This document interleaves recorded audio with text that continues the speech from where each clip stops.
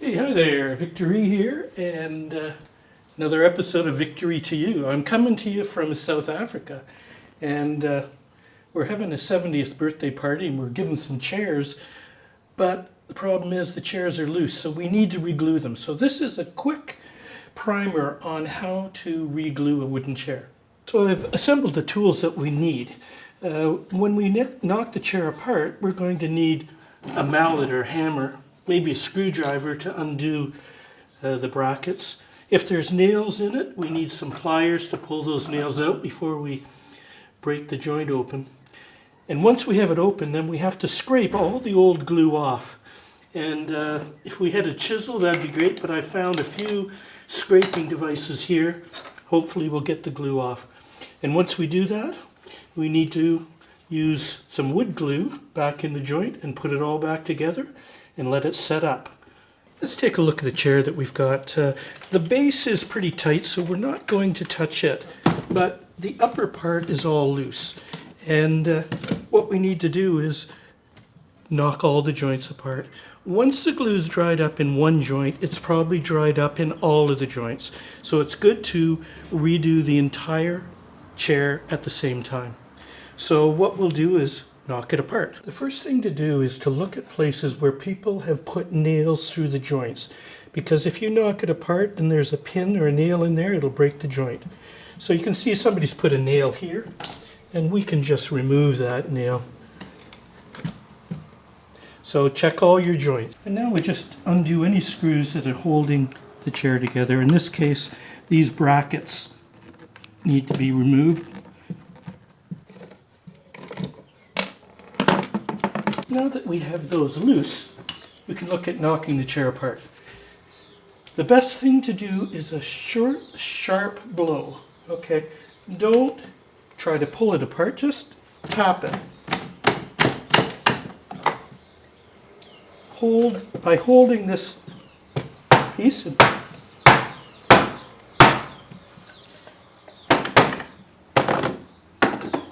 and we just carry on.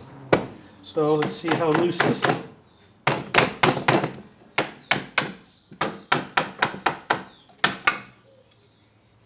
Okay. Once we've knocked the chair apart and we've got everything loose, what we have to do is scrape the glue off the joint. Now this is very important because we need a porous surface for the new glue to bond. If you leave the old glue on, it'll create a barrier and then the joint will fail. So a chisel, a knife, even a file, just to make sure we get that all clean. So we're going to go all of the joints, scrape that old glue off. So when we look at that, we can see the glue on the end, and the sides are all covered with glue. So we've got to scrape that off.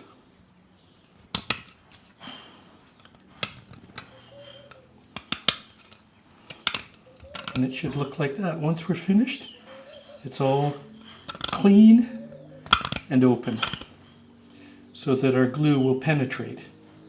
So if we look inside that joint, you can see all the old glue in there, down inside there.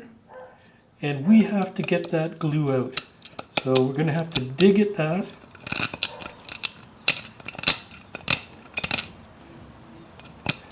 It's pretty dry and it cracks easily. A great thing is if you have a chisel, a sharp chisel, you can get in there, and I've just got this little pocket knife, but we'll do the best we can. But the main thing is to get rid of that layer of glue, because that's going to block your new glue from bonding.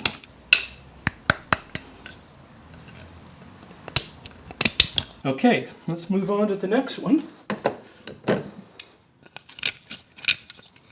Sometimes if you have a small file, a round file, that's a good thing to use to get inside.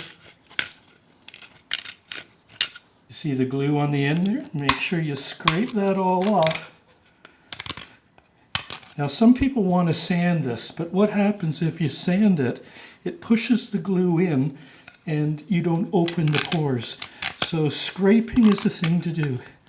So that's what it should look like. It should look like bare wood and the end should be open. No glue on there. Now that we have all the joints scraped and cleaned, we're going to glue them up. And you don't need a lot of glue.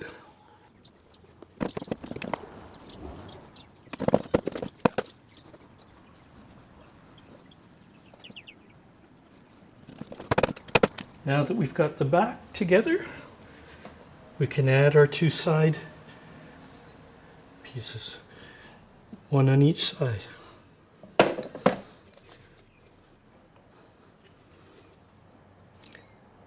I'm going to put a bit more glue in this joint because this is the strongest joint of the back.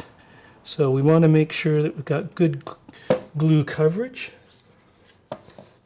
And I'm even going to put a little bit on this side here just to guarantee that the glue's all the way around.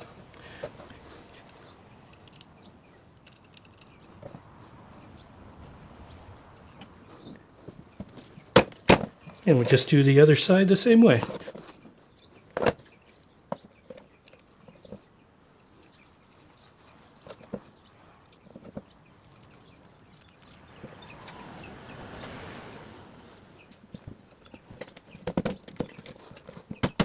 Slightly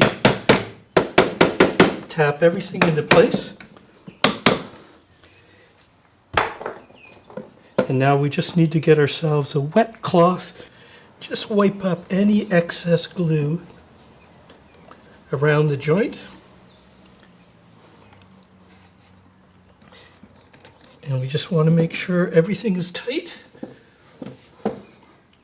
Last thing we're going to do is just put the brackets back on. These aren't glued. They're just there to help support the back. And if you can, keep the original screws or replace them with the same kind.